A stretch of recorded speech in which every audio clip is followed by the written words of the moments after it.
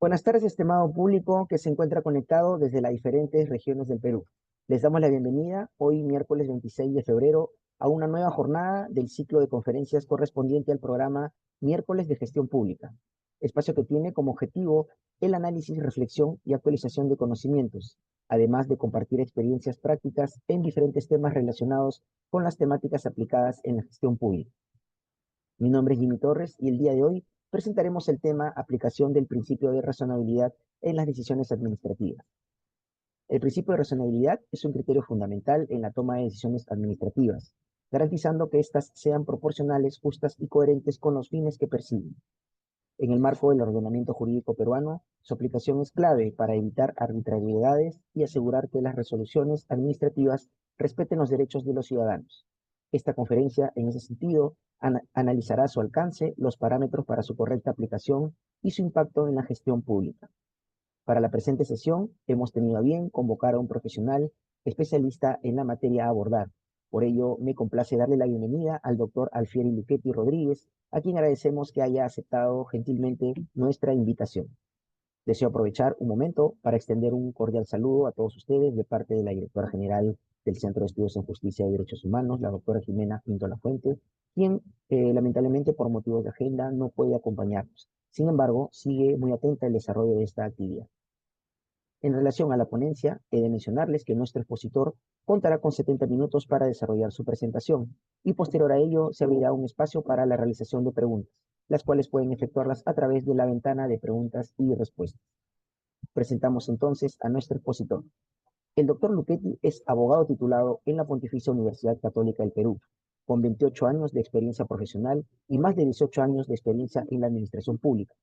Cuenta con estudios concluidos en la Maestría de Propiedad Intelectual y Derecho de la Competencia en la Pontificia Universidad Católica del Perú y Máster de Gestión Pública en la Universidad Internacional de La Rioja. Cuenta también con un posgrado intensivo en Propiedad Intelectual en la Universidad de Buenos Aires y con un curso de especialización en la Asociación Público-Privada. Asimismo, posee estudios de posgrado en Regulación y Derecho de la Competencia por la Universidad de Valladolid en España. Es autor de artículos de opinión jurídica y expositor en diversos eventos académicos en Derecho Administrativo. Actualmente se desempeña como asesor legal de la Dirección de Inversiones Descentralizadas de la Agencia de Promoción de la Inversión Privada Proinversión. Bienvenido a los miércoles de gestión pública, estimado doctor Luchetti. Buenas tardes. Buenas tardes, Jimmy, buenas tardes a todos, buenas tardes a los señores del Centro de Estudios del Ministerio de Justicia y Derechos Humanos. Para mí es un grato honor estar justamente en este miércoles de gestión pública. Me une con el Ministerio de Justicia gratos recuerdos, dado que alguna vez hace unos ya cuantos años, casi 10 o más años, eh, 13 años, me parece, fue la última vez que estuve por el Ministerio de Justicia laborando ahí un tiempo, ¿no? Ahí tuve la posibilidad de conocer la gran labor que está realizando el Ministerio de Justicia en lo relativo a la difusión de las normas vinculadas a la regulación estatal, ¿no? A través de la Dirección eh, encargada de la calidad regulatoria y también a través del Centro de Estudios de Derechos Humanos, que es de todo muy importante, ¿no? Para mí, le, les recuerdo un gratísimo recuerdo y a ello se suma que el tema que a mí me han mencionado que desarrolle motivó hace unos años, para mí ya estuve recordando más o menos hace cuántos años habrán sido ya más de 15 años, un artículo que publiqué en una revista de Derecho en la Pontificia Universidad Católica. He revisado mis apuntes de esa época y me he dado con la eh, sorpresa y también con algo que es evidente, ¿no? Como pasados los tiempos en algunos aspectos, de alguna manera sigo compartiendo lo que puse en ese momento, pero en otros aspectos no. Y esto me ha motivado de alguna manera a revisar mis apuntes y a poder quizá complementarlo con algunos aspectos que voy ahora a compartir en estas diapositivas que he desarrollado en ese aspecto. ¿no? Voy a apagar mi cámara para poder no tener ningún problema con el ancho de banda. Me dicen si es que pueden compartir las diapositivas adecuadamente. Se visualiza, doctor. Eh, Excelente. excelente, excelente. Entonces voy a compartir mi presentación, ¿no? En primer lugar, estoy recogiendo eh, algo que he estado revisando para esta exposición y que me ha motivado justamente a volver a tocar el tema sobre la razonabilidad y la proporcionalidad en materia de las actuaciones administrativas, ¿no? Entonces, he estado revisando la bibliografía, revisando la doctrina, ¿no? He encontrado a diversos profesores en diversas universidades que han tratado el tema sobre la razonabilidad y la proporcionalidad, pero me llamó mucho la atención el enfoque que se da desde la doctrina y desde la judicatura, ¿no? De entender y comprender, ¿no? Que el concepto de razonabilidad y proporcionalidad, de alguna manera, está ligado a lo que regulaba el artículo 200 o lo que regula el artículo 200 de la Constitución Política del Perú, ¿no?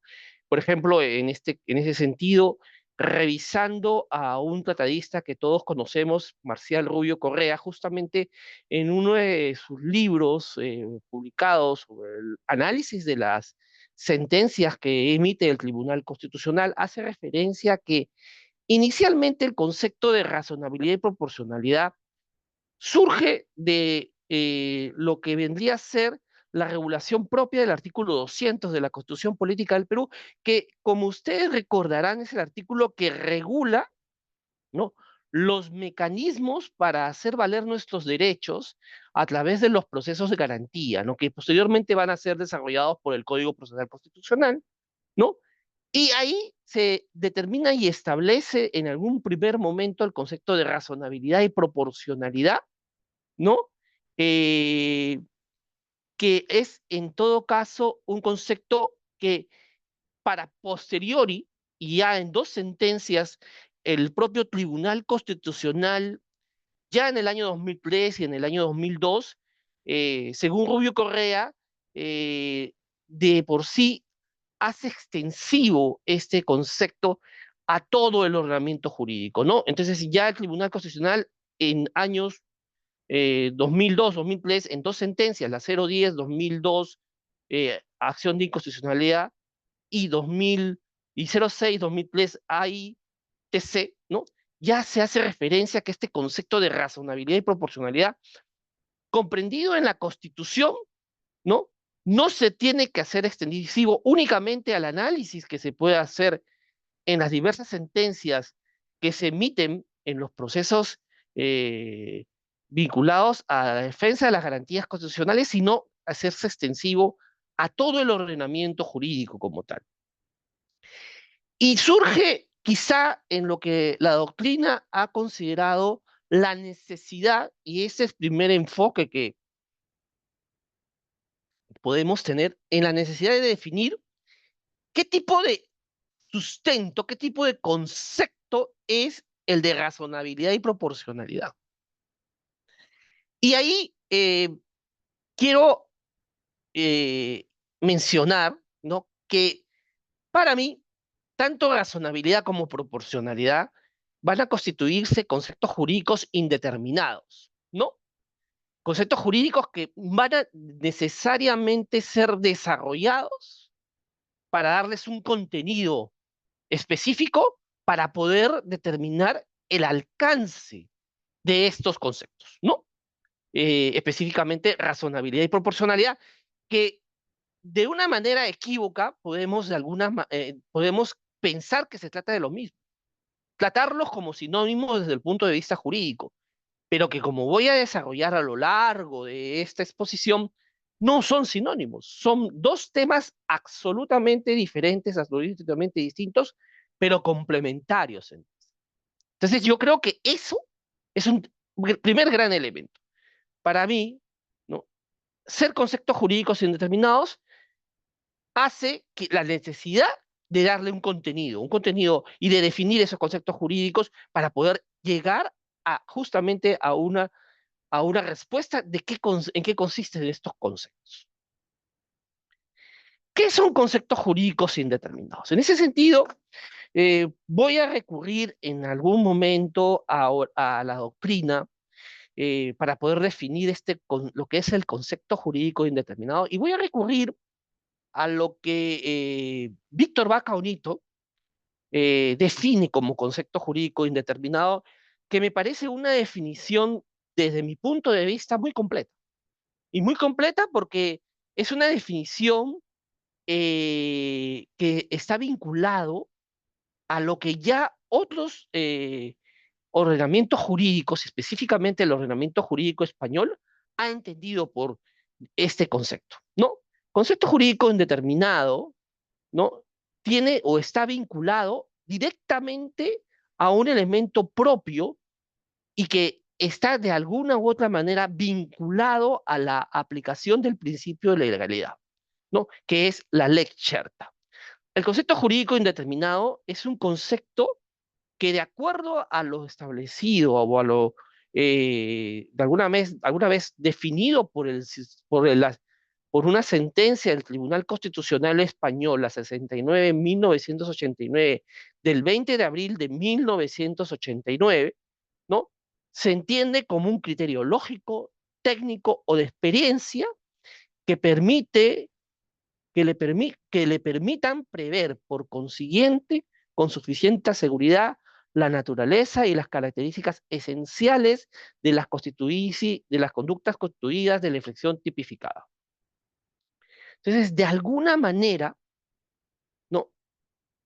Este concepto jurídico indeterminado es un concepto que de por sí tiene que ser llenado por el operador jurídico en función de criterios que de por sí impliquen, ¿no?, la necesidad de darles un contenido para poder analizar un aspecto determinado. Por ejemplo, razonabilidad y, y proporcionalidad comparten este criterio de concepto jurídico determinado, por ejemplo, con otros conceptos jurídicos que por ahí nosotros podemos entender. Por ejemplo, el concepto vinculado a la negligencia en materia administrativa, el concepto vinculado, por ejemplo, al interés público, al interés social.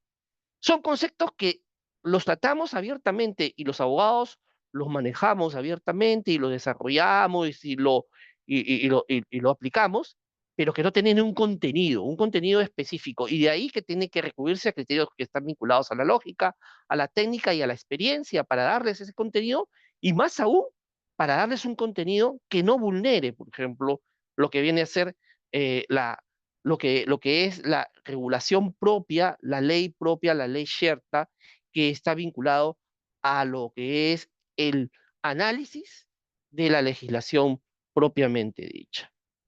En ese sentido, volviendo a Rubio Correa, podemos decir que el concepto jurídico indeterminado es una idea que puede ser precisado por el agente que aplica el derecho desde el derecho mismo, es decir, desde las normas existentes y desde los principios jurídicos en sí mismos. ¿Qué quiere decir esto? No, es un criterio lógico, es es una idea que tiene un contenido, es una idea que de acuerdo a las máximas de experiencia se tiene que llenar, es una idea que de por sí implica la necesidad de recurrir a las normas existentes para darle un contenido y para, en caso exista un vacío, aplicar los principios generales del derecho y específicamente los principios jurídicos vinculados al ordenamiento jurídico. Es decir, es, son conceptos en sí que no tienen, que podemos tener una idea específica, pero que necesariamente le tenemos que dar un contenido específico en función de las normas específicas, ¿no?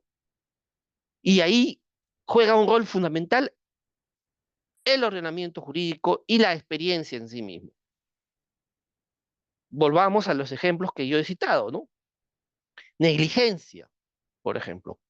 ¿Qué es negligencia? Negligencia es el actuar de una manera incorrecta e indebida, sin guardar, por ejemplo, lo que viene a ser los cuidados mínimos para poder realizar una determinada labor, ¿no? Entonces, ese es un concepto que nosotros lo podemos contar o lo podemos tener a priori, ¿no? En función de nuestra experiencia.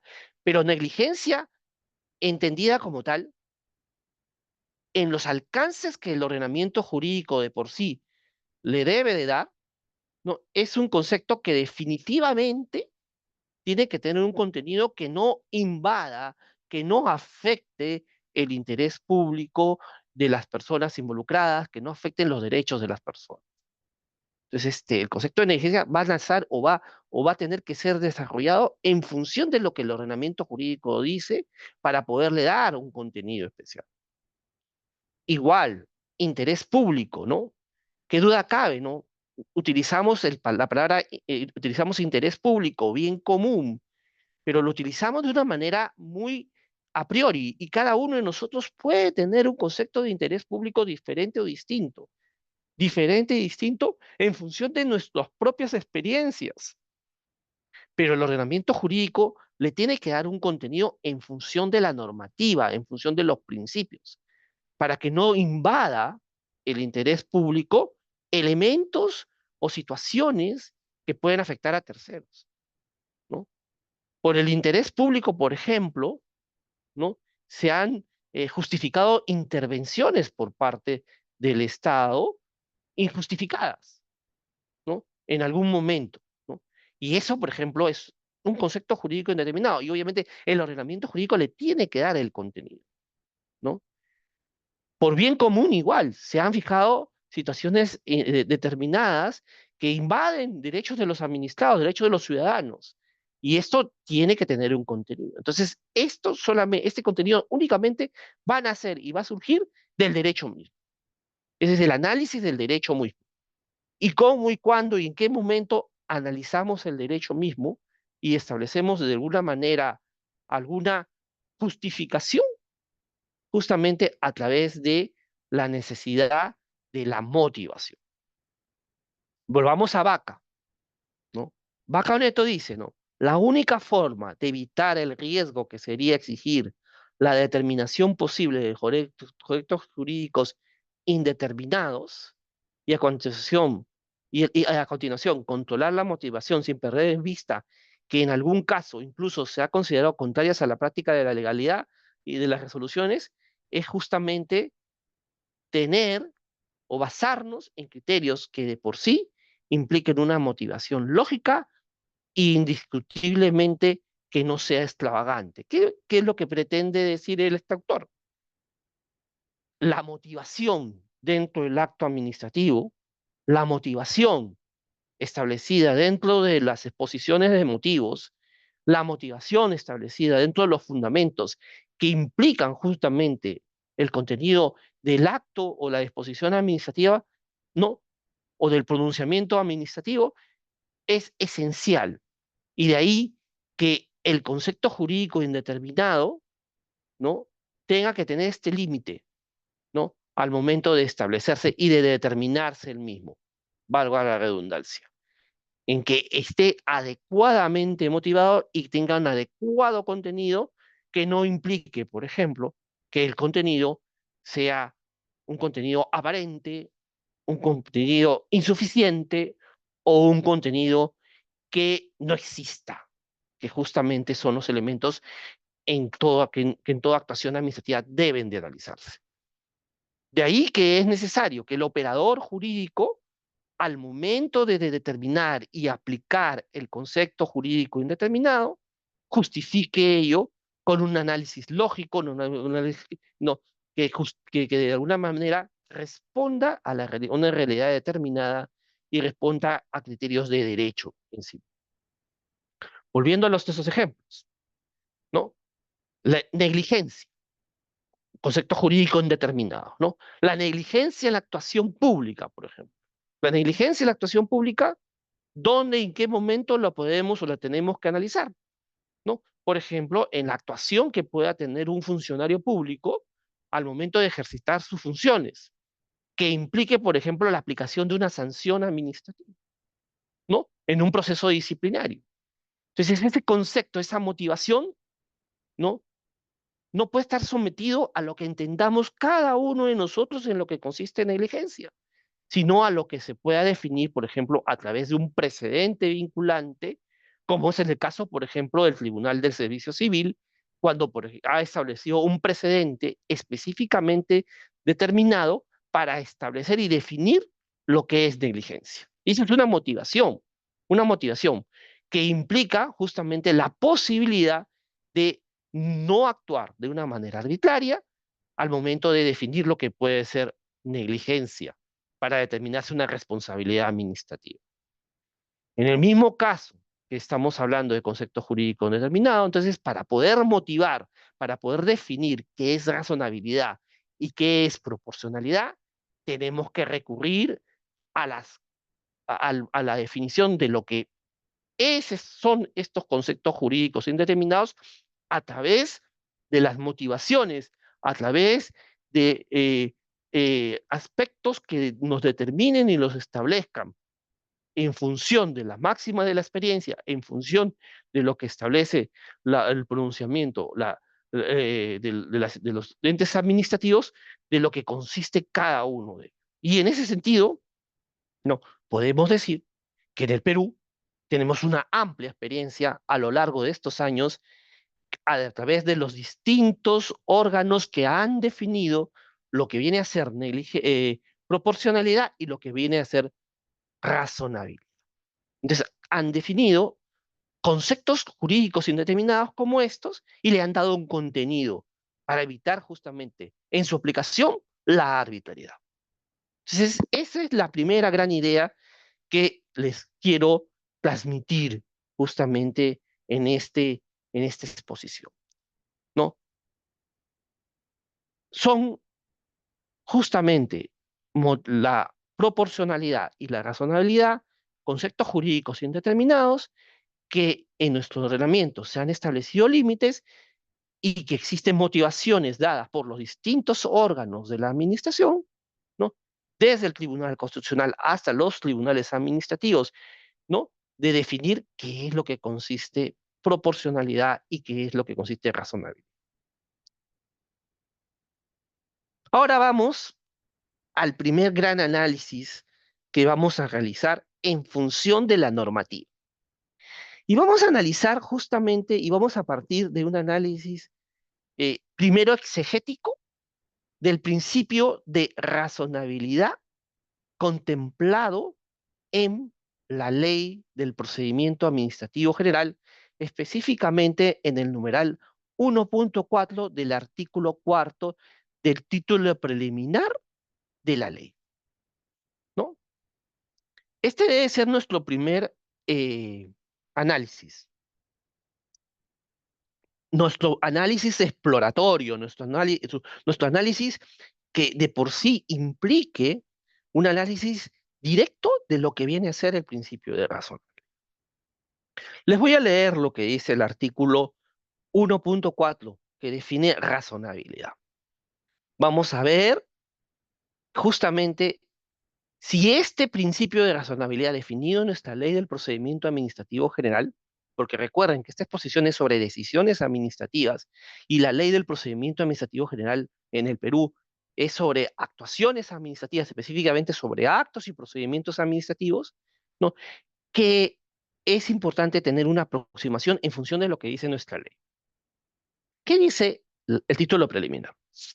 Las decisiones de cualquier autoridad administrativa que creen obligaciones, califiquen infracciones, impongan sanciones o establezcan restricciones a los administrados, deben deben adaptarse dentro de los límites de la facultad atribuida y el mantenimiento de la debida proporción entre los medios a emplear y los fondos públicos a tutelar, a fin de que respondan a lo estrictamente necesario para la satisfacción de su contenido, de su cometido.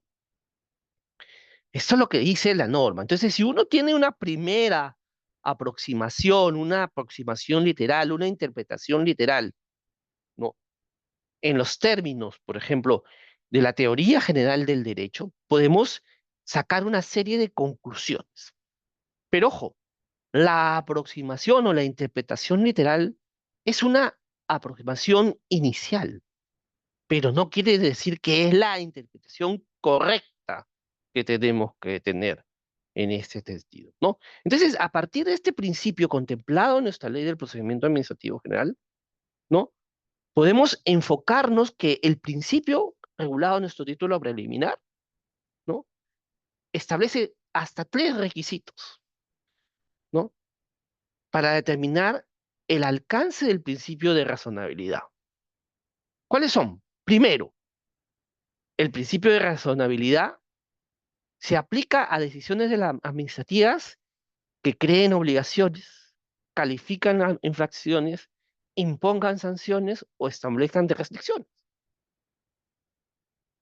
Entonces, si tenemos una interpretación literal de la norma, entonces podemos de alguna manera decir que únicamente para estos aspectos se debe aplicar el principio de razonabilidad, ¿no? Entonces, aquí hay que tener mucho cuidado porque esto no agota aparentemente todo el tipo de actuaciones administrativas que pudiesen darse o pudiese haber para poder aplicar el principio de razonabilidad en sí mismo. No, aparentemente sí, ¿no? Por acá, por ejemplo, podemos encontrar aquí las obligaciones en materia tributaria, podemos encontrar las multas o las infracciones surgidas a partir de infracciones administrativas, las sanciones o restricciones, pero actuaciones, por ejemplo, de tipo decisorias o contractuales que existen en un sinnúmero de casos, ¿no? Aparentemente no estaría contemplado dentro de la ley del procedimiento administrativo general como una posibilidad para aplicar el principio de razonabilidad. Entonces aquí ya tenemos una pequeña, una pequeña duda justamente acerca del tema de razonabilidad que nos hace pensar de que aparentemente la norma del procedimiento administrativo del título preliminar se enfoca limitadamente en estos aspectos.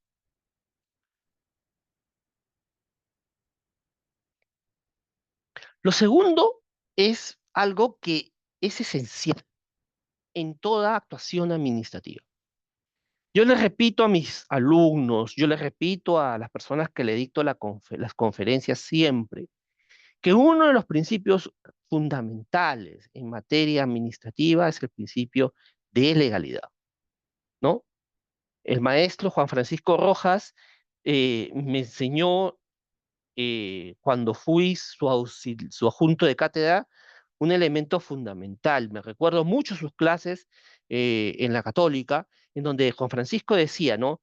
En función del principio de legalidad es que se establece y se determinan, ¿no? Cómo es que la administración debe de actuar. Son los límites propios de la actuación administrativa, ¿no? A diferencia de lo que ocurre con el principio de libertad aplicable a las actuaciones de las personas en el derecho privado, ¿no?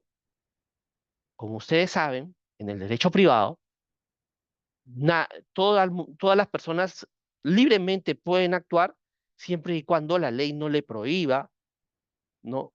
Dicha actuación. En cambio, en el derecho administrativo, ¿no? Las entidades, la autoridad administrativa se ve limitado a la competencia administrativa, se ve limitado a la facultad que se le ha atribuido. Entonces, ya aquí, por ejemplo, podemos incluir que se está diciendo algo que es muy interesante, ¿no? Se aplica a las decisiones, ¿no? No utiliza el término actuaciones, sino decisiones que deben de adaptarse a los límites de la facultad que se ha atribuido como entidad. Entonces, ojo, eso quiere decir ya, desde mi punto de vista, que las actuaciones administrativas, ¿no? Y las decisiones administrativas que debe emitir una autoridad siempre tienen que estar sometidas al principio de razonabilidad. Y el tercer elemento que me resulta sumamente interesante de este precepto normativo es que se obliga a que las decisiones de la autoridad administrativa mantengan la debida proporción entre los medios a emplear y los fines públicos a tutelar, ¿ok? A fin que respondan a lo estrictamente necesario a la satisfacción de su contenido. Fíjense esa relación que se está formando de la debida proporción. No basta que tengas medios para exigir, sino que esos medios respondan a fines para poder emplear. No. Y ahí me pongo en un supuesto, que fue lo que motivó hace muchos años mi análisis en función del tema de la razonabilidad. Y eso es a partir de un caso que tuve la suerte de conocer en mi época que trabajé en Indecopi, que fue el tema vinculado a las restricciones de horarios, ¿no? Que habían o que existen o que emiten determinadas municipalidades para el funcionamiento de establecimientos, ¿no? Entonces, yo en ese momento, ¿no? Me puse a pensar, ¿no? La decisión de una autoridad administrativa, la decisión de limitar el horario, que varía y cambia justamente, ¿no? Una autorización de funcionamiento para poder operar en un determinado lugar y que es esencial, que viene a ser la manera o la forma como el horario es necesario de aplicar dentro de un determinado momento, ¿no? Esa decisión tiene que estar enfocada en función de un fin público. Y ese fin público de por sí es un fin público, ¿no? Que se puede llamar seguridad, pero entre la decisión de cambiar un horario y la decisión de garantizar la seguridad, hay que tener en cuenta ese vínculo que existe y esa necesidad de que esa decisión administrativa se justifique, si es que no existen otros elementos o otros mecanismos para justamente solucionar y satisfacer el interés de todos. Entonces, ese es un tema muy amplio, muy vasto, muy, diría yo, muy interesante, muy casuístico, ¿no? Que implica un análisis lógico que no solamente se puede limitar a la aplicación de la legalidad pura y dura, sino a la aplicación de criterios lógicos que impliquen, no justamente esto mismo. Y es un tema que por sí me llama la atención muchísimo porque en las nuevas tendencias de lo que viene a ser la aplicación del análisis regulatorio, justamente se ha enfocado mucho en la necesidad de, de ver este tema de la razonabilidad.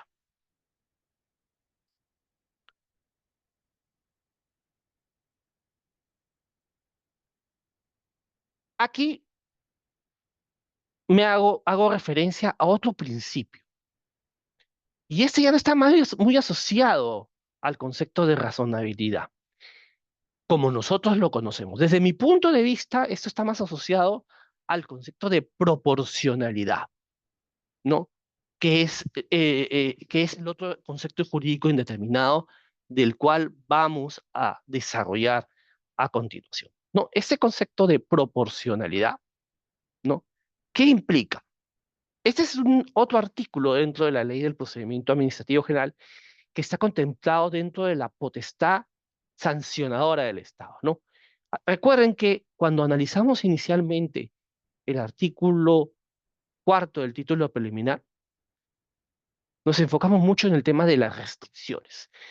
Entonces, yo creo que este concepto de proporcionalidad está más vinculado a este concepto de razonabilidad establecido dentro de las normas que regulan la potestad sancionadora del Estado. Fíjense lo que dice este precepto, que define el principio de razonabilidad, que yo creo que con algunos académicos quizá hubiese sido mejor llamarlo proporcionalidad. Señala, ¿no? Las autoridades deben de prever que para la comisión de la conducta sancionable no para que la comisión de la conducta sancionable no resulte más ventajosa para el infractor que cumplir las normas infringidas o asumir la sanción, ¿no? Se apliquen de manera proporcional al incumplimiento los siguientes criterios. Primero, el beneficio resultante para la comisión de la infracción, ¿no? Segundo, la probabilidad de la detección de la infracción. Tercero, la gravedad del daño, el interés público o el bien jurídico protegido. Cuarto, el perjuicio económico causado. Quinto, la reincidencia por la comisión de la misma infracción dentro de un año desde que quedó firme la resolución que sancionó la primera infracción. Sexto, la circunstancia de la omisión de la infracción. Y octavo, la exigencia o la intencionalidad de la conducta del infractor. Si se dan cuenta, pareciese que este concepto de proporcionalidad, al momento de ser definido, hubiera sido definido con un sinnúmero de conceptos jurídicos indeterminados que de alguna manera deben de ser desarrollados. Beneficio ilícito, ¿no? Probabilidad, gravedad, daño al interés público, bien jurídico protegido, perjuicio económico, reincidencia, pero son elementos que son fundamentales. Entonces, todos estos elementos giran en la necesidad de que al momento de la motivación se fundamente adecuadamente cómo voy a graduar las sanciones. La experiencia me ha enseñado que esto implica, por ejemplo, en una disposición, en un acto administrativo de gravamen, como es la aplicación de una sanción, ¿no? Que resulta necesario que cuando una persona es sujeta a un procedimiento sancionador, ¿no? O a cualquier tipo de procedimiento que se le imponga algún tipo de restricción, al momento de aplicar una sanción determinada y determinar el quantum de la sanción, ¿ya? Tenga que seguir y justificar como autoridad administrativa cada uno de estos puntos para determinar la sanción administrativa correspondiente. Y esto lo tengo que hacer expresamente. Y en ese sentido, ¿no? El Tribunal del Servicio Civil, ¿no? Ha tomado decisiones de una manera muy interesantes, atendiendo justamente a la aplicación de estos principios. Claro, ellos tienen una regulación específica, que es la Ley de Servicio Civil, que obviamente establece una serie de lineamientos, ¿no? Que es también vinculados a la proporcionalidad de la aplicación de las sanciones, pero que se nutren también de este ordenamiento jurídico de tipo supletorio, de tipo general, ¿no? Que es la ley del procedimiento administrativo general. Y eso, por ejemplo, les obliga, han salido disposiciones, pronunciamientos emitidos por el Tribunal de Servicio Civil, ¿no? Que les obliga a las autoridades administrativas que aplican una sanción administrativa en aras de la proporcionalidad, ¿no? A tener que determinar la sanción, ¿no? Indicando expresamente al momento de la motivación cada uno de estos aspectos. Y eso, ¿por qué? Para poder determinar la proporcionalidad de la sanción. Fíjense lo importante, lo interesante que es este tema, ¿no? Por eso yo digo que es más que todo proporcionalidad, más que razonabilidad.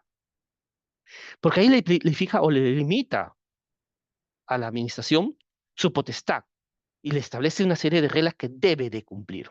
Y de ahí que obviamente esto debe estar determinado a través de precedentes de observancia obligatoria, a través de criterios vinculantes. Y así lo ha hecho, y no solamente el Tribunal de Servicio Civil, sino algunos otros tribunales pertenecientes a organismos reguladores o a lo que viene a ser la agencia de competencia, ¿no? Indecopi, por ejemplo, para poder determinar un cuánto de una sanción, aplica expresamente ello. Y si no lo aplica, por ejemplo, podría incurrir en una nulidad, y esa nulidad sería una nulidad que puede ser declarada por el superior jerárquico o por el ente revisor o incluso por el Poder Judicial, ¿no? Si es que no se determina claramente ello, si no se aclara o no se establece claramente el alcance de la proporcionalidad. Entonces, fíjense, Y ahí ahí está el concepto de proporcionalidad establecido en nuestra ley, ¿no? En nuestra ley del procedimiento administrativo general. Entonces, razonabilidad y proporcionalidad son conceptos distintos. Ya no estamos hablando de conceptos idénticos como inicialmente se enfocó o como inicialmente fue la primera aproximación, ¿no? Desde el artículo 200 de la Constitución, sino que ya se va desarrollando, ya va teniendo un contenido y así lo ha estado desarrollando continuamente el Tribunal Constitucional.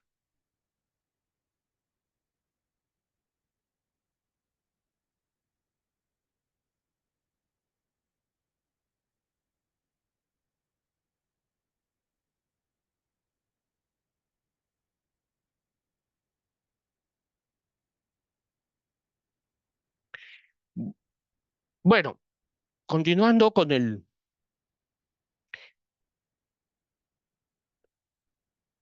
otro, desafortunadamente tenía un problema con la presentación y voy a seguir con este conversatorio analizando cada uno de estos aspectos, ¿no?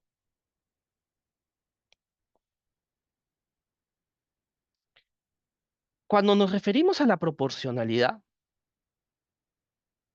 ¿no? Tenemos que de alguna manera vincular estos aspectos a lo que establece elementos importantísimos. Acá voy a compartir un artículo eh, para que lo podamos observar. Elementos importantísimos relativo a lo que viene a ser los conceptos propios de la proporcionalidad, ¿no? ¿Qué conceptos son estos? ¿No? Los vinculados a la necesidad de alguna u otra manera, ¿no? Desarrollar la proporcionalidad en función de criterios propios de la idoneidad, la necesidad y la proporcionalidad en estricto sentido, ¿no? En ese sentido, ¿qué entendemos por idoneidad? ¿No? Primero, en materia de proporcionalidad, entendemos por idoneidad, ¿no?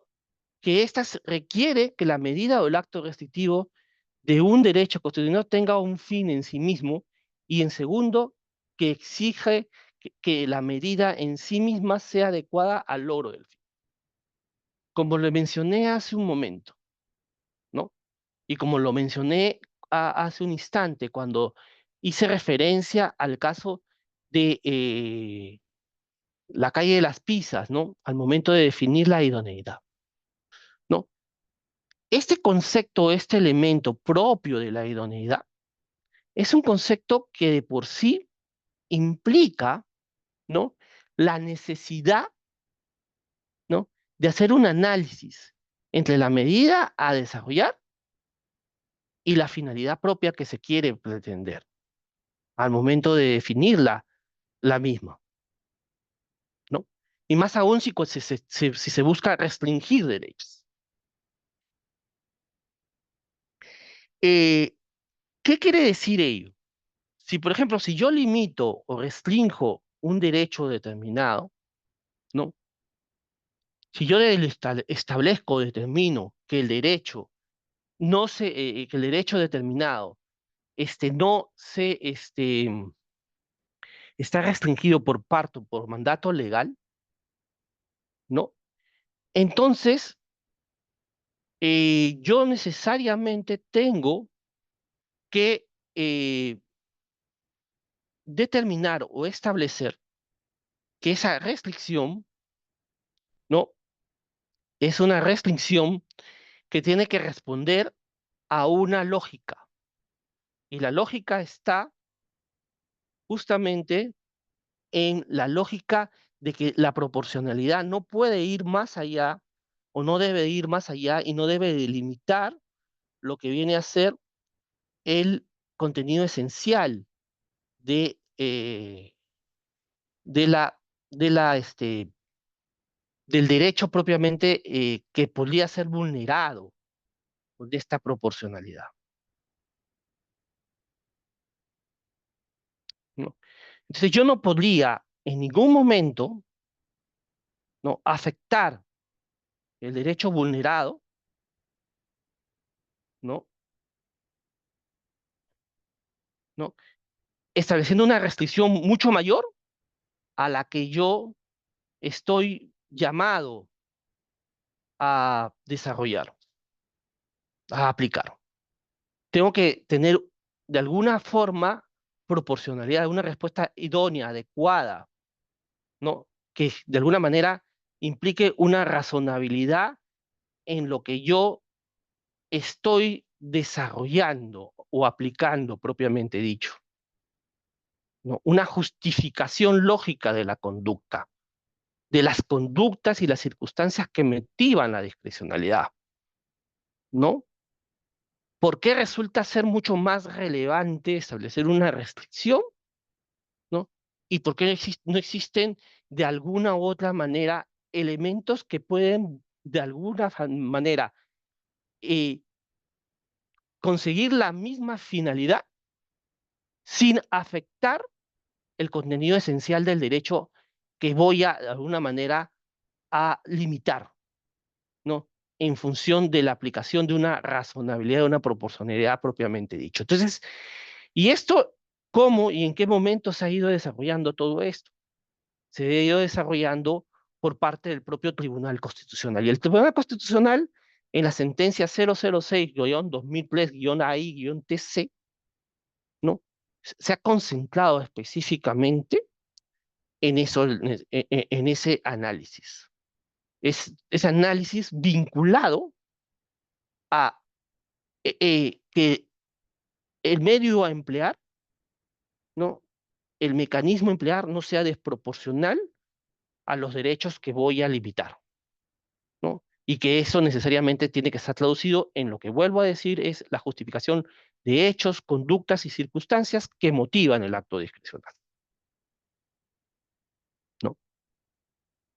Y esta sentencia del Tribunal Constitucional, ¿no?, la 006-2003-AI-TC, debe ser complementada con otra sentencia que se emite posteriormente, que es la 090-2004-A-TC, en donde se dice y se señala expresamente que la razonabilidad implica rechazo a cualquier tipo de arbitrariedad administrativa, rechazo a el abuso de derecho como tal, que es un principio también contemplado en nuestra ley, en nuestro título preliminar, ¿no? ¿Qué es abuso o ejercicio abusivo del derecho? ¿No? Es actuar en contra de los valores, ¿no?, y de la razón propiamente que justifican la medida.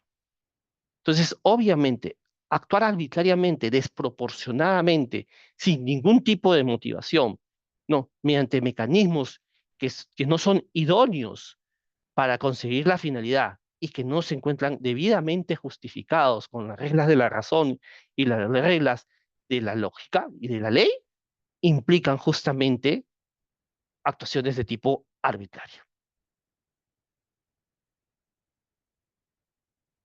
Y de ahí que volvemos al elemento fundamental, que viene a ser la necesidad de aplicar en toda decisión administrativa lo que se denomina el test de la razonabilidad. ¿Qué quiere decir el test de la razonabilidad?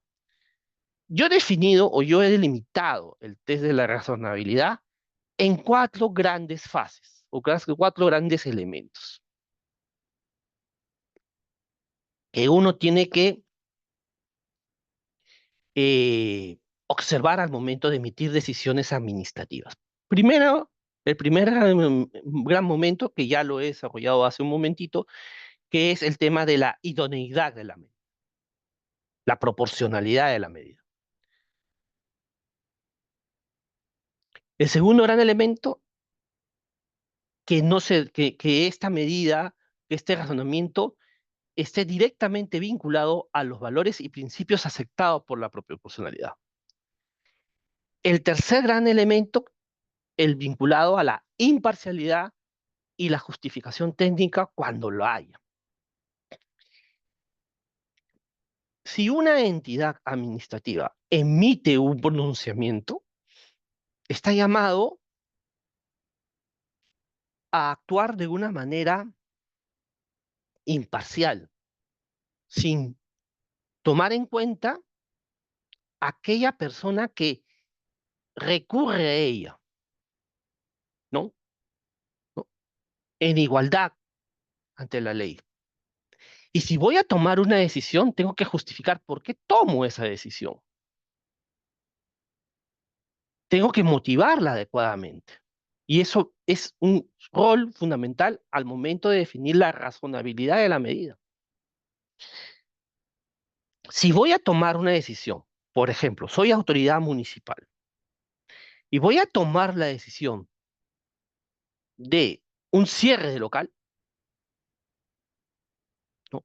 Porque, por ejemplo, estamos ante situaciones en donde se afecta gravemente la vida de las personas porque no se cumple con los elementos propios que garantizan, ¿no? La defensa civil, la salud, integridad de las personas ocupantes y las personas que visitan a esos ocupantes, entonces yo tengo que justificar por qué lo hago. Tengo que tener elementos lógicos, jurídicos, técnicos que justifican esa realidad y esa razonabilidad.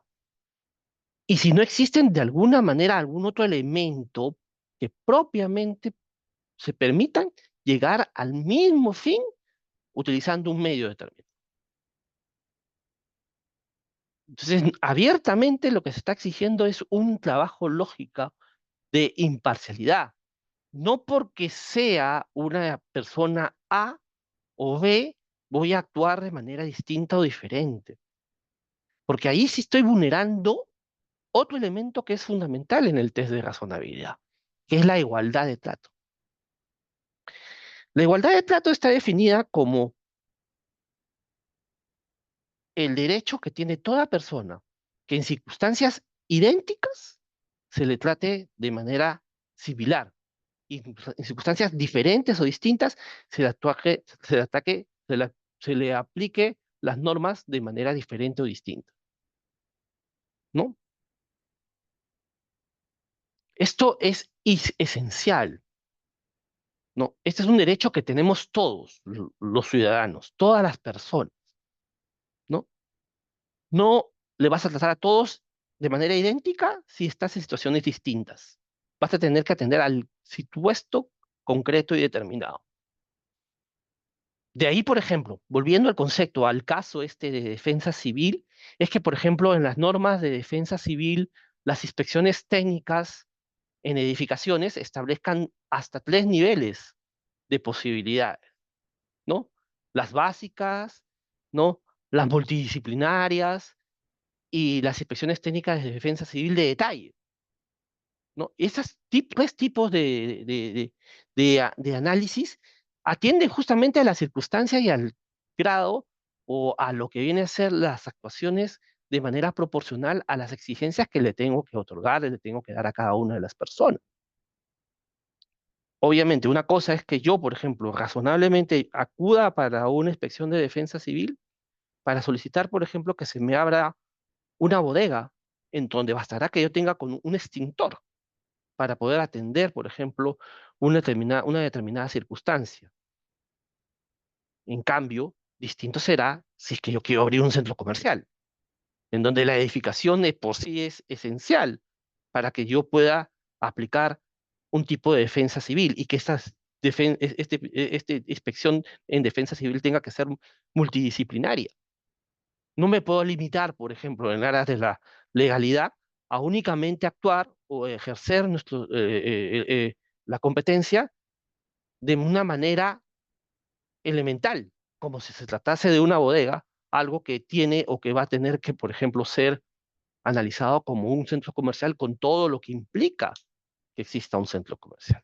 Entonces, esos son los conceptos de razonabilidad en la intervención administrativa que debe de aplicarse, ¿no? en el concepto que yo les estoy diciendo. Entonces, la intervención de la administración obviamente tiene que estar en función de estos criterios. Entonces, yo les digo eso porque justamente eh, este tiene quizá algunos inconvenientes en el análisis, porque algunos me dirán, pero claro, si usted hace un momento ha dicho, ¿no?, que la limitación de las actuaciones administrativas están en función de la competencia, entonces la competencia tiene que establecerte o determinarte cuál es cuál es el alcance de tu actuación administrativa. Sí, pero también tengo que tener en cuenta de que más allá de la ley pura y dura, puede aplicarse criterio de discrecionalidad en la medida de que la intervención implique una defensa de un valor jurídico fundamental, como es el derecho a la vida, por ejemplo. Entonces ahí implica que deba existir una mejor intervención por parte del Estado, más eficaz, más diligente, ¿no?, en estos casos.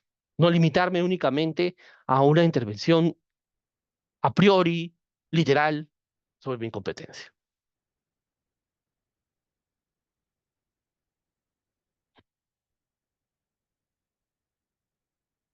¿Qué se debe de garantizar en el análisis de razonabilidad?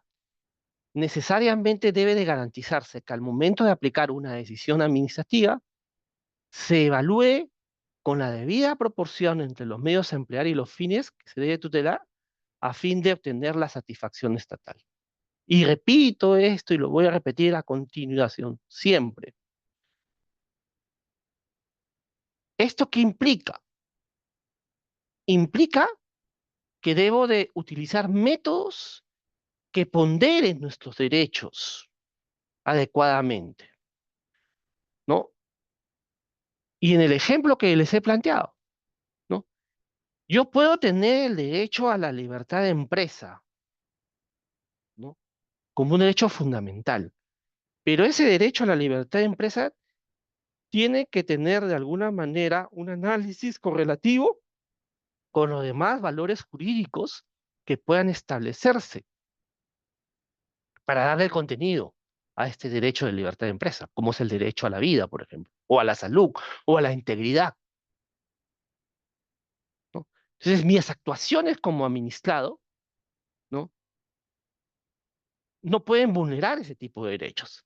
Y la autoridad administrativa en garantía del bien común tiene que definitivamente enfocarse en evitar justamente esa afectación, siempre y cuando, ¿no?, estemos ante situaciones en donde definitivamente, ¿no?, la actuación de la administración, ¿no?, sea la más idónea. ¿Y qué quiere decir que sea la más idónea? Quiere decir de que no exista ningún otro tipo de actuación menos costosa para poder lograr el objetivo. Y ahí, por ejemplo, podemos utilizar los análisis económicos en función de las conductas que de alguna manera están vinculadas al análisis de impacto del impacto regulatorio, por ejemplo, el tema del costo-beneficio, la opción menos costosa, en la defensa del interés eh, general propiamente dicho, o situaciones, por ejemplo, de un análisis económico atendiendo a un benchmarking, ¿no?, a un análisis en casos similares, en situaciones similares, si es que no existe una regulación propiamente dicho, ¿no? Se pueden lograr esos mismos objetivos y se pueden lograr esas mismas actuaciones, quizá utilizando situaciones similares en casos similares, ¿no?, y que permitan de alguna manera un análisis adecuado al momento de aplicar la normativa.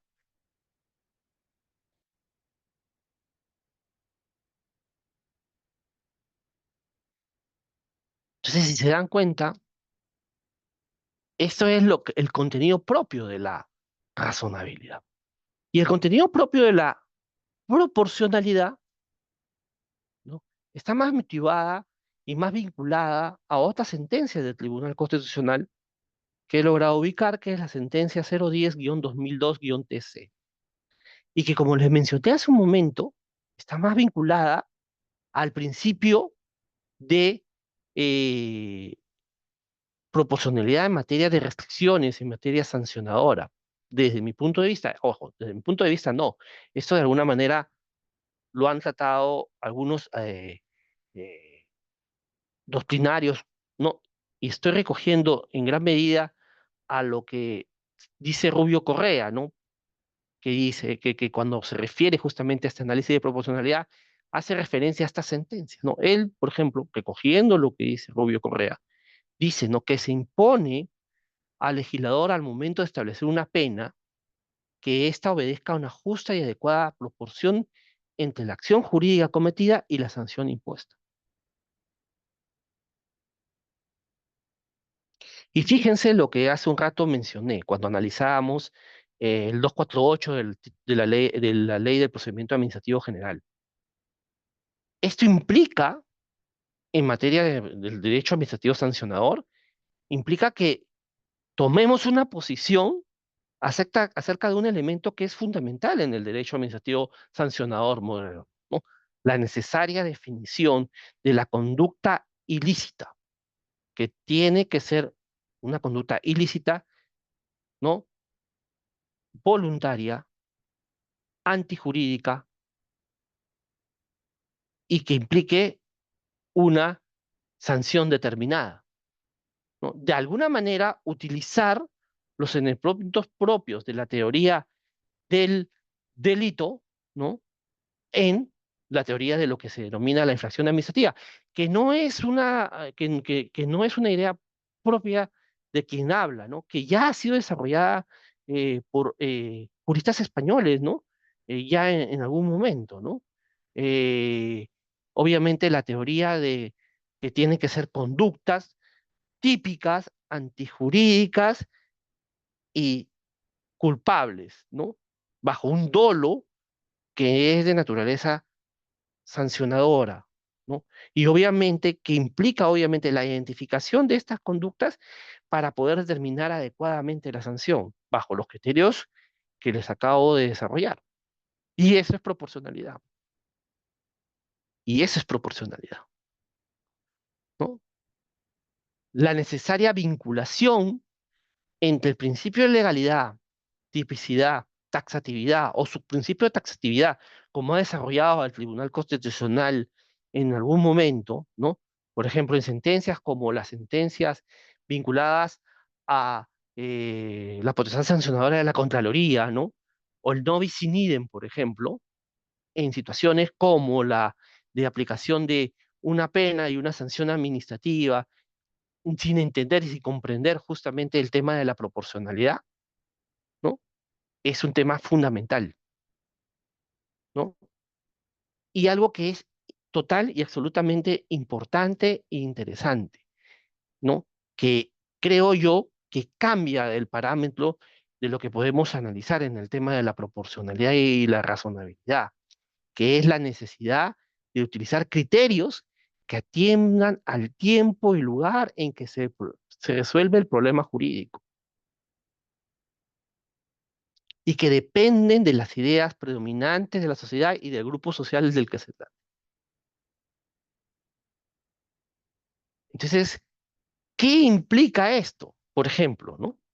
Un análisis adecuado al momento de aplicar una sanción administrativa implica, por ejemplo, de que cosa diferente o distinta, por ejemplo, al momento de exigir proporcionalidad y aplicar responsabilidad en las actuaciones administrativas será, por ejemplo, si es que yo estoy analizando una conducta de una negligencia, por ejemplo, en un determinado lugar, por ejemplo, al momento de hacer una evaluación de un determinado establecimiento, volvamos al caso de defensa civil, en una región como por ejemplo puede ser, ¿no? Lima, en donde por ejemplo las exigencias de contar con, eh, situa- con, con, con posibilidades de elementos que impidan, por ejemplo, que las lluvias directamente afecten la integridad de una determinada persona,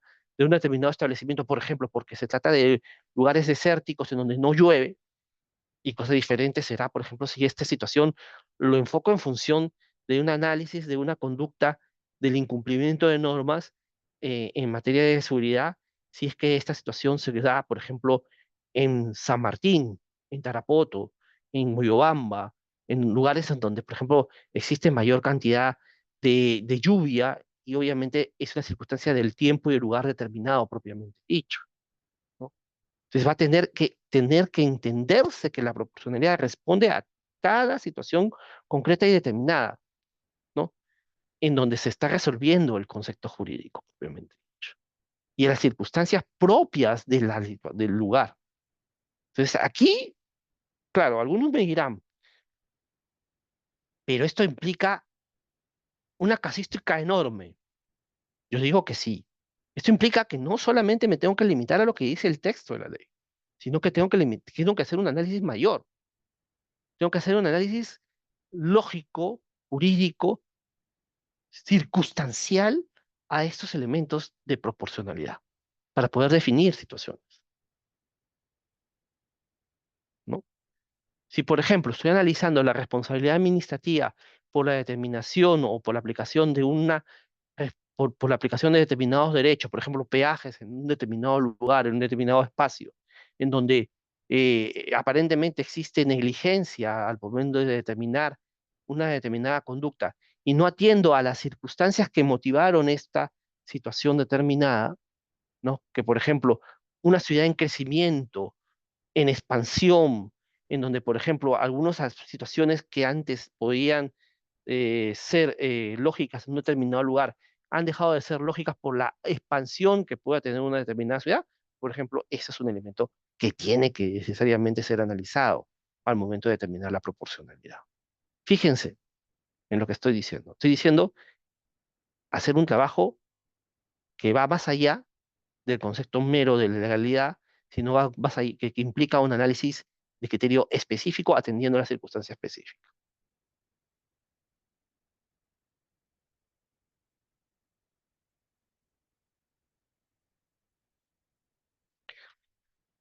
Desde el punto de vista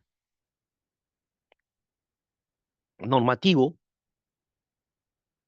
ya han habido algunos desarrollos que se han ido aplicando a lo largo del tiempo.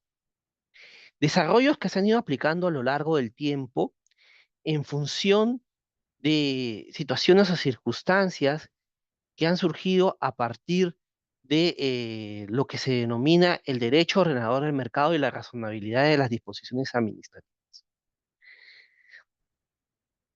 En 1996 eh, se dio algunas normas que modificaban e incluían dentro de las normas de defensa de la competencia a actores o entidades públicas que tenían que analizar la razonabilidad, la racionalidad en la toma de decisiones administrativas.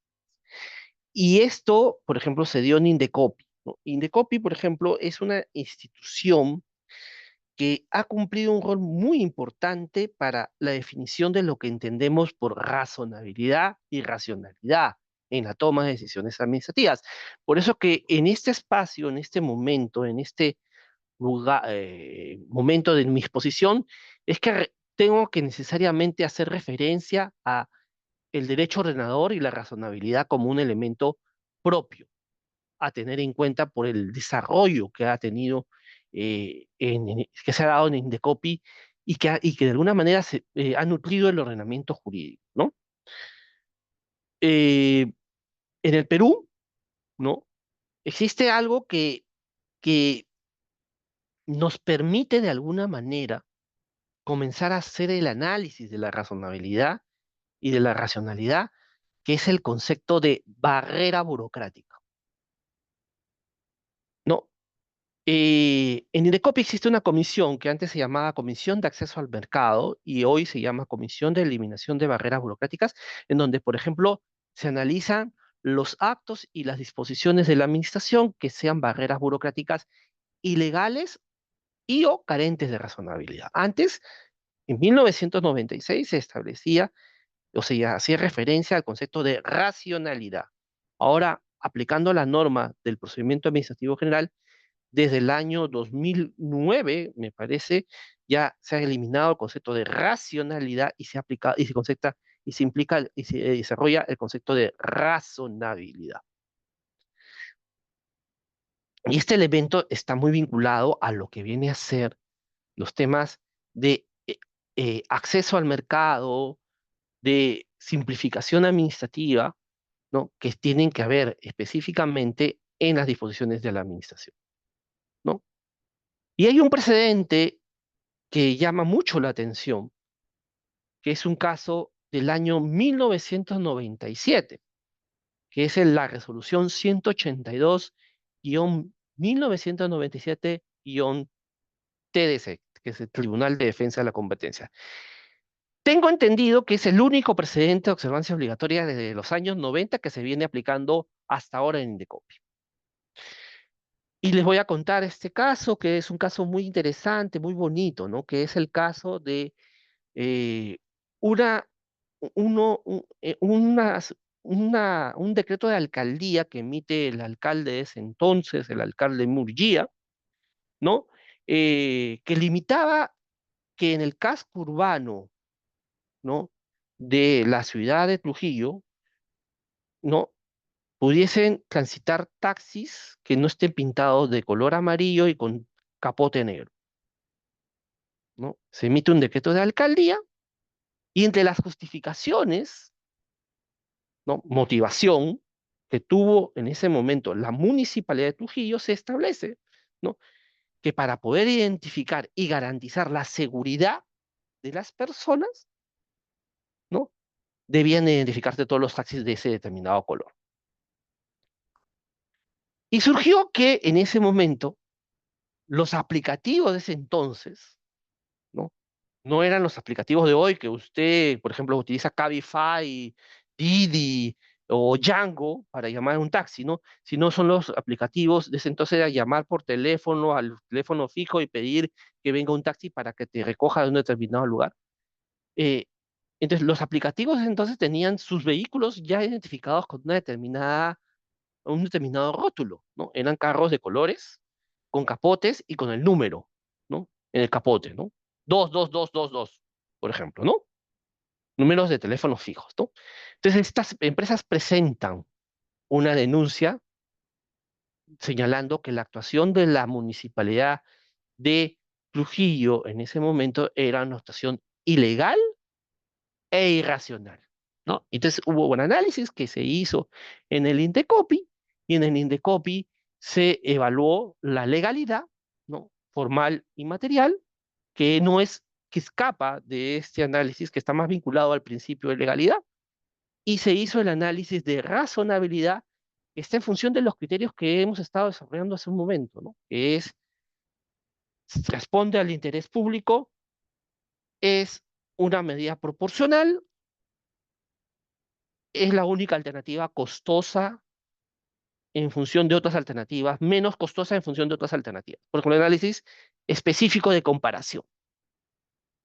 Entonces, este caso, por ejemplo, es un caso muy interesante, porque en el Perú, si algo le hemos agregado, algo le hemos dado al derecho, es justamente el análisis de las barreras burocráticas en el Perú. Y les menciono esto porque justamente esto surge a partir del derecho de razonabilidad y esto ha implicado un análisis específicamente por parte de una autoridad administrativa, que creo yo que es el análisis que se debe hacer en estos casos, ¿no? Hablando con algunos especialistas en el análisis de impacto regulatorio, ellos me señalan que esto fue como el germen, el punto inicial de lo que posteriormente va a ser esta teoría anglosajona del análisis de impacto regulatorio, ¿no? En el Perú, ojo, estamos hablando en el Perú. Entonces, esto, por ejemplo, es un tema que motiva justamente en materia de restricciones, ¿no? En materia de afectaciones de actos administrativos y disposiciones, porque esto está aplicado directamente a actos y disposiciones administrativas, implica un análisis concreto y determinado. Ahora, en este momento, en este instante, ¿no? Este análisis ya han pasado los años, ya hay una ley sobre barreras burocráticas, ¿no? Ya hay una ley específicamente que regula las competencias de esta comisión y que, por ejemplo, llama mucho la atención y lo tomo en referencia y lo tomo en cuenta porque justamente es como la concretización desde el punto de vista de la legalidad de lo que hemos estado hablando, ¿no? Justamente en la necesidad de evaluar el tema de la razonabilidad. ¿Qué necesito yo como autoridad administrativa para evaluar adecuadamente la razonabilidad? Y lo estoy usando el caso de Indecopy como como un ejemplo, ¿no? Que eso lo podemos aplicar a otras actuaciones administrativas. Por ejemplo, en el caso de Indecopy, ¿no? El análisis de razonabilidad de una barrera burocrática, ¿no? ¿No? Implica para los procedimientos que uno inicia, ¿no? Que se presenten indicios suficientes de la carencia de razonabilidad en la denuncia y para que sea admitida la denuncia. Entonces, que hagas este análisis de razonabilidad que les menciono, ¿no? El análisis es que si bien la disposición responde a un interés público determinado, ¿no? Esta opción que viene ejecutando la entidad no es una opción eh, menos costosa, es una opción muy cara, ¿no? O no es una opción eh, proporcional a la idoneidad de lo que se le viene exigiendo, ¿no? Ese tema, por ejemplo, es muy importante, muy interesante, ¿no? Y eso tiene que ser, obviamente, concreto y determinado para cada caso, ¿no? Y les voy a poner un supuesto, ¿no? Si, por ejemplo, yo tengo que pasar una inspección de defensa civil y soy un edificio multifamiliar, ¿no? No se me va a exigir quizá una escalera cortafuegos, como si se le exigiría, por ejemplo, una escalera cortafuegos a un centro comercial, ¿no? En lo que viene a ser las escaleras de escape. Y obviamente esa es una actuación desproporcionada, ¿no? Y es una actuación, obviamente, que implica otro tipo de análisis. Entonces, eso, por ejemplo, es un tema fáctico, concreto y determinado, que podría ser analizado por un tribunal independiente o en el caso de que se trate de una actuación administrativa que afecte al mercado por parte de Indecopi. En un procedimiento iniciado de oficio, la comisión o la sala realiza dicho análisis a través de una resolución de inicio que se sustente los indicios razonables de la carencia de razonabilidad. Entonces, eso es lo que realiza Indecopi, por ejemplo. Si quiero, por ejemplo, determinar, no, que existe una actuación desproporcionada, si existe que no se utilizó la opción menos costosa, ¿no? O que esta actuación no responde al interés público, yo lo tengo que definir directamente en la resolución de inicio del procedimiento. Entonces, eso es un tema muy importante y eso te da de alguna manera un criterio acerca del análisis que debo de tener en estos casos, ¿no? Y de ahí, por ejemplo, esta norma, esta ley que es muy interesante, ¿no? Te da, por ejemplo, la necesidad de calificar conceptos específicos de cuándo estamos ante medidas arbitrarias o medidas desproporcionadas. Recuerden que hemos hablado a lo largo de la exposición de la arbitrariedad, que implica el abuso de derecho, de la desproporcionalidad, que implica no actuar o utilizar una opción desproporcionada ante una circunstancia determinada.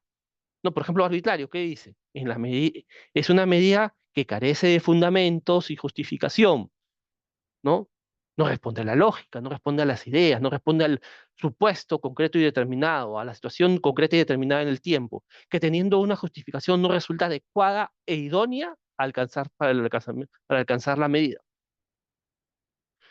O desproporcionada, una medida que resulte excesiva en relación a los fines y respecto al cual existen otras medidas alternativas para obtener el mismo objetivo, ¿no?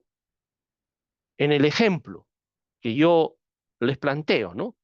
Si yo te limito el horario para que tú operes y funciones por un tema de seguridad porque como municipalidad no tengo elementos para poder fiscalizar más allá de las 2 de la mañana, ¿no? El problema no es mío, el problema es de la municipalidad, el problema es del ente público que se encarga de hacer el control, de lo que se encarga de hacer, por ejemplo, el servicio vinculado a la seguridad ciudadana. Tú no le puedes trasladar al privado, tú no le puedes trasladar al ciudadano, ¿no? Los inconvenientes, las ineficacias que como administración, ¿no? Tienes. Esto es de proporcionalidad.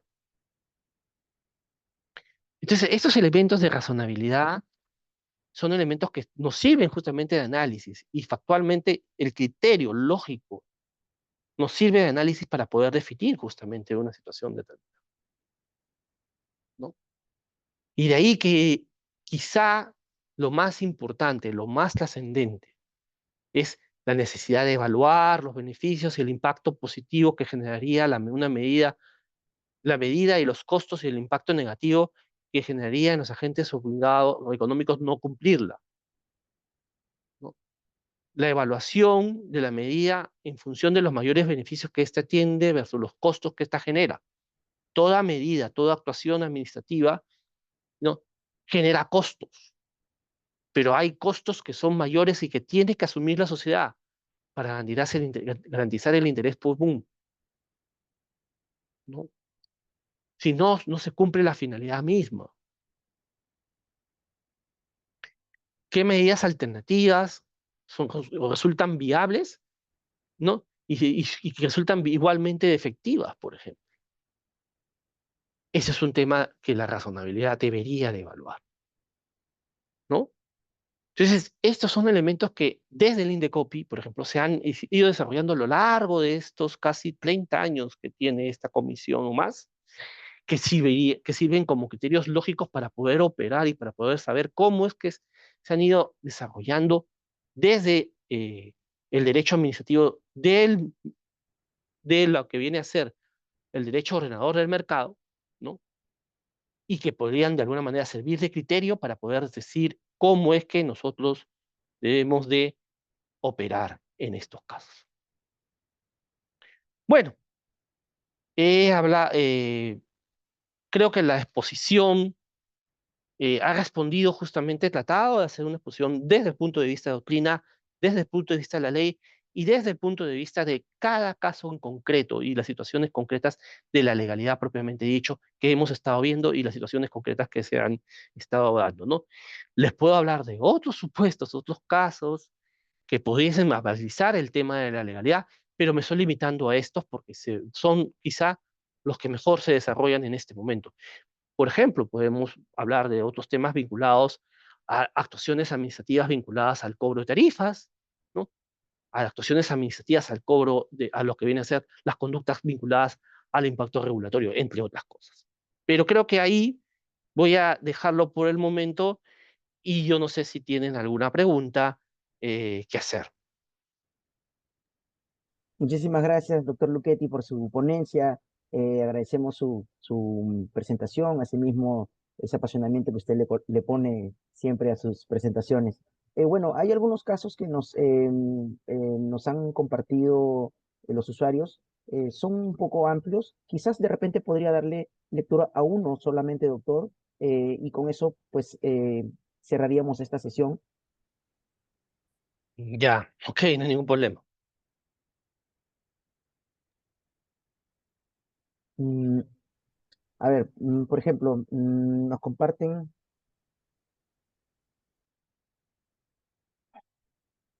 Mm, Bueno, nos preguntan, ¿no? Por ejemplo, en el caso de restricción horaria, en caso de establecimientos de diversión, como son discotecas y otros, se debe meditar ¿cómo debe meditar la municipalidad dicho caso? A ver, ese es son casos muy importantes, muy interesantes en el tema de la restricción de horarios, ¿no? ¿Cuál ha sido la actuación común que ha tenido las municipalidades en relación a este tema de restricción de horarios, ¿no? Como tienen limitaciones al momento de fiscalizar y de atender las situaciones concretas y determinadas, se han ido por el lado más sencillo, ¿no? De restringir el horario, ¿no? De decir, bueno, eh, ¿en qué momento y en qué lugar se presentan estas situaciones? Lo unifico, ¿no? Y digo, ¿no? En estos lugares, al momento de operar, ¿no? Te establezco limitaciones, ¿no? E incluso algunas municipalidades han ido más allá y han dicho, si tú quieres operar más allá de de ese momento, de ese tiempo determinado, te establezco una licencia especial. Esas restricciones de horario, ¿no? Si no tienen un fundamento concreto y determinado que analiza la legalidad, ¿no? Son opciones que atentan el derecho ordenador del mercado, son opciones ilegales, porque son afectaciones a las autorizaciones otorgadas en sí mismo, ¿no? Hace unos años se hizo un análisis del Indecopy a este tipo de restricciones y se llegó a la conclusión de que serían conductas de expropiación, ¿no? Amparadas en textos normativos, ¿no? Expropiaciones normativas le llamaban, ¿no? Y hay un pronunciamiento que ha emitido Indecopi durante muchísimos años, que viene aplicando, que es un precedente de observancia obligatorio, que es justamente, es una expropiación regulatoria, la llaman, ¿no? En estos casos, ¿no? Entonces, eso, por ejemplo, está vedado, eso no es posible realizar, ¿no? Entonces, obviamente hay otras opciones que debe de tomar la entidad, ¿no? En todo caso, podría decidir restringir y revocar las licencias, otorgarles un plazo, de acuerdo a la norma, a la ley de tributación municipal y a la ley de marco de licencia de funcionamiento, para la reubicación de estas empresas, ¿no? En determinados lugares, realizar una zonificación determinada que permita, por ejemplo, que estos establecimientos no estén ubicados en lugares específicos, sino en lugares idóneos para poder realizar un control adecuado de estos establecimientos, ¿no? No tan libremente, no en zonas residenciales, no en zonas que no impliquen, por ejemplo, un control y una fijación adecuado, ¿no? De ahí que de alguna manera puedan cumplir ese rol los centros comerciales, puedan cumplir ese rol lugares específicos en donde exista control municipal concreto y determinado en, durante toda la etapa de operación de estos establecimientos, ¿no? Que están bien ligados al tema de zonificación, como se está dando, como se puede dar dando cuenta, ¿no? Pero más allá de esto, ¿no? Si pasamos ese primer análisis, también hay que evaluar, ¿no? ¿Qué le exigimos al administrado? Si yo le voy a exigir al administrado que no solamente controle su establecimiento, sino controle lo que está fuera de su establecimiento, ¿no? Le estoy dando una opción mucho más costosa, porque el grado de, de lo que viene a ser la fiscalización que tiene la municipalidad se va a extender no solo al lugar donde opera, sino al lugar que está afuera, ¿no? Cuando eso, por ejemplo, debería realizar, ¿no? El Serenazgo, la Policía Nacional, los garantes de la seguridad pública, a la cual nosotros, de alguna manera, eh, financiamos a través de nuestros tributos, ¿no? A través de nuestros impuestos.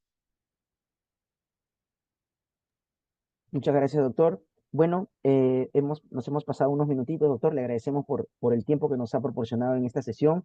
Agradecemos también a las 1000 personas que nos han acompañado en esta tarde, en una nueva jornada de los miércoles de gestión pública.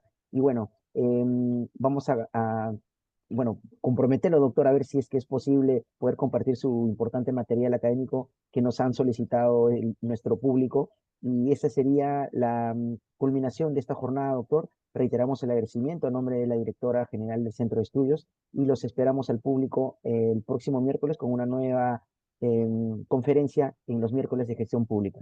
Que tenga usted, doctor, muy buenas tardes y muy buenas tardes con nuestro público también.